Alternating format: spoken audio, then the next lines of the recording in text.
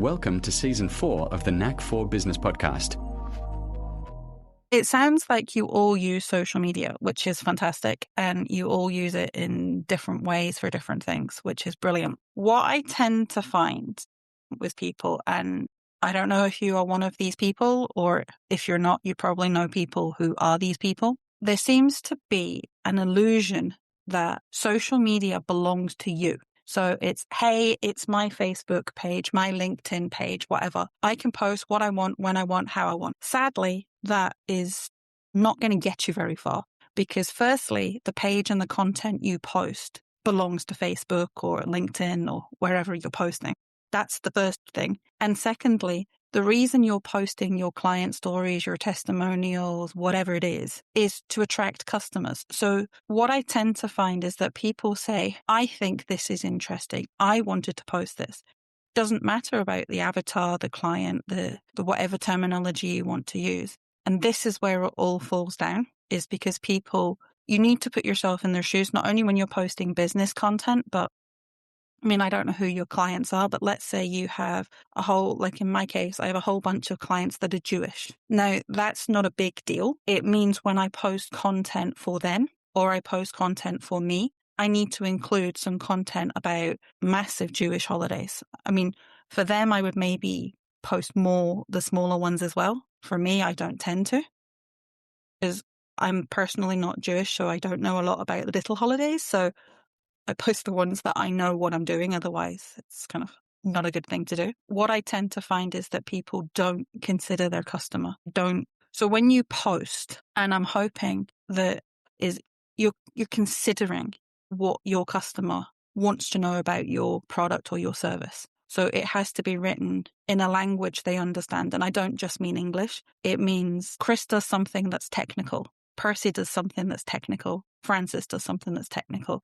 If it's technical and you're talking to an audience who don't speak technical, it's a waste of time. So it has to be written in the language they're in, so kind of meet them where they can understand it. It also needs to be clear.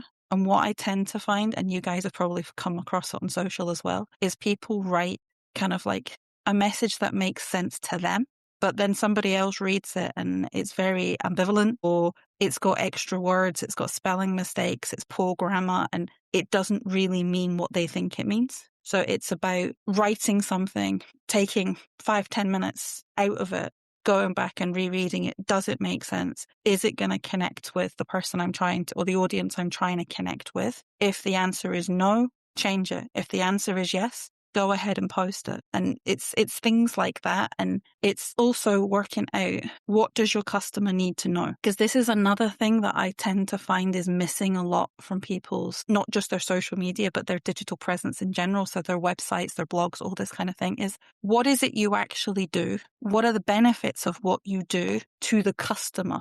So it's not just, hey, I can help you with your end of year accounts. Great. Why does that benefit people? Are they going to get, huge tax bills at the end of the month? No. And it's things like that. And I tend to find that people write content that doesn't explain what they do. And then people go, why is my product or service not moving? Well, it's not moving because people don't really know who you are, what you are, or why you are. So they're not connecting. And then the next big thing, and I'm hoping you do all do this, social media is wider than your business page or your business group or groups that you're in, like, the CGN page. And what I tend to find is that people forget to go and post it in groups or pages where their avatar is at, if that makes sense. And what I tend to find is that when you don't do that, you're not reaching a wide audience. And if you've already got people that follow your content and you don't post in a new place, you're only talking to the same people. And with the best will in the world, unless they're already a customer, they haven't bought from you before, they're not going to buy from you now. Not unless you have something that is absolutely amazing that you've just brought out. So you need to be constantly talking to new people.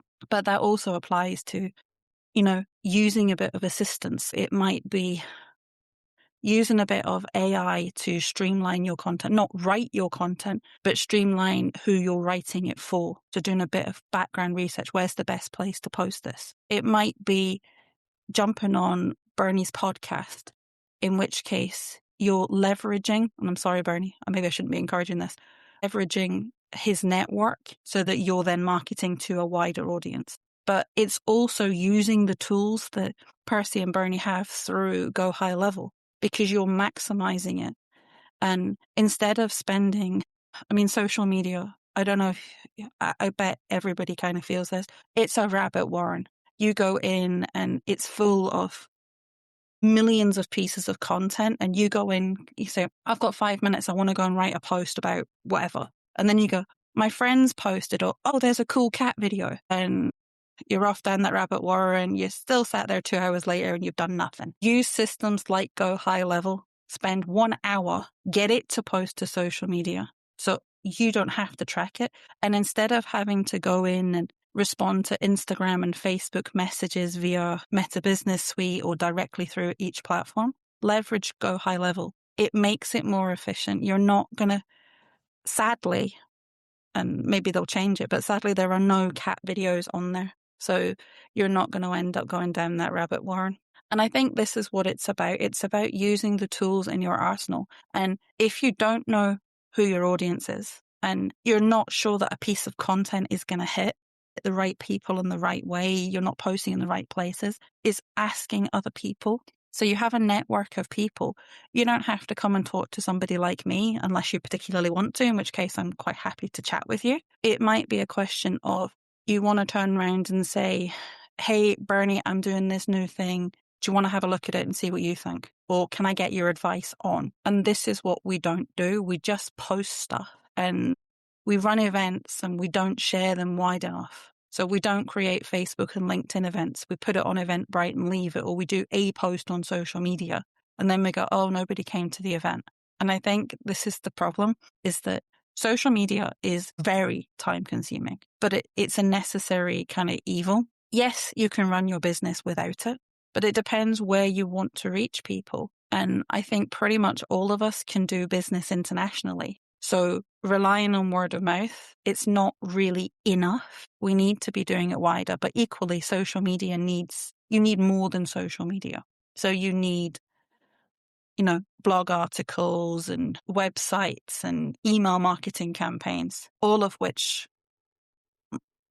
a lot of us can probably kind of work with and assist you with. But it's a question of, it's a tiny piece, but it's the piece that it's the easiest piece in the sense, not the algorithms, because they're not easy to understand, but it's the easiest piece to put in place, because you can run your posts, your ads, your reels, your stories, and just leave them. You don't need to do anything with it. Obviously, if somebody comments, then you want to engage with that.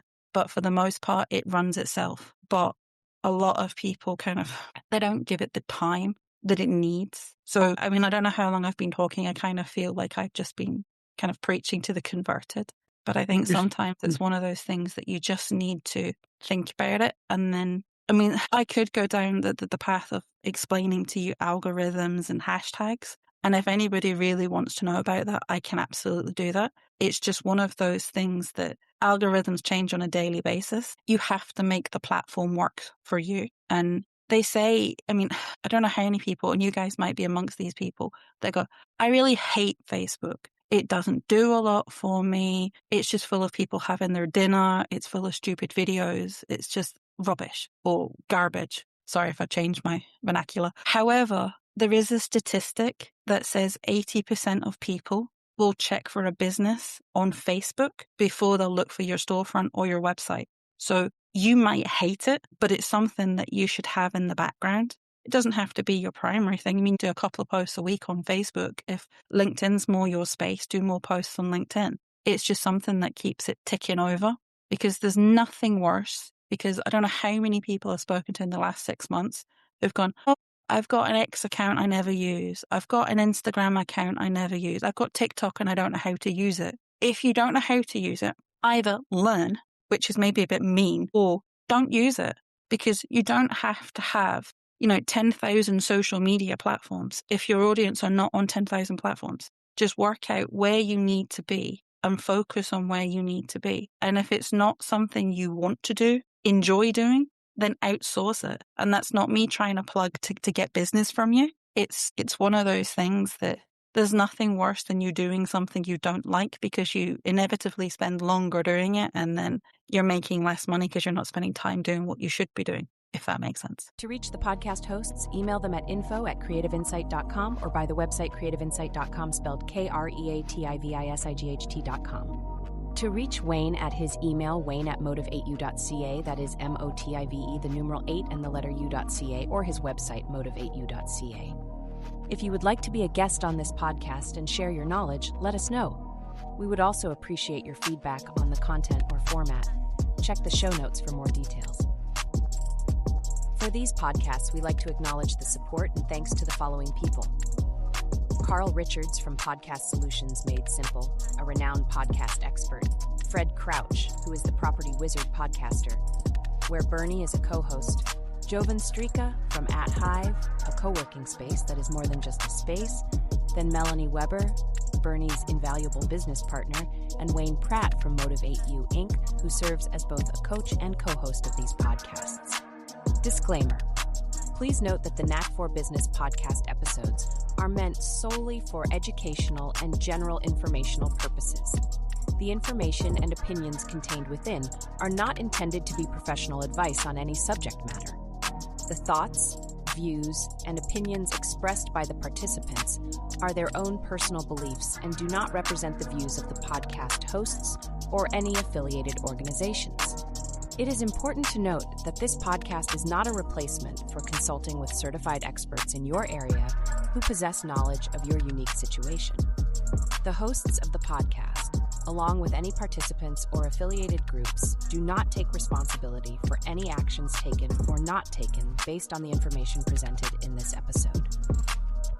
It is highly recommended that individuals seek guidance from their own personal advisors in fields such as accounting, law, or other pertinent areas prior to undertaking any actions or making decisions that may impact their financial, legal, or other aspects of life.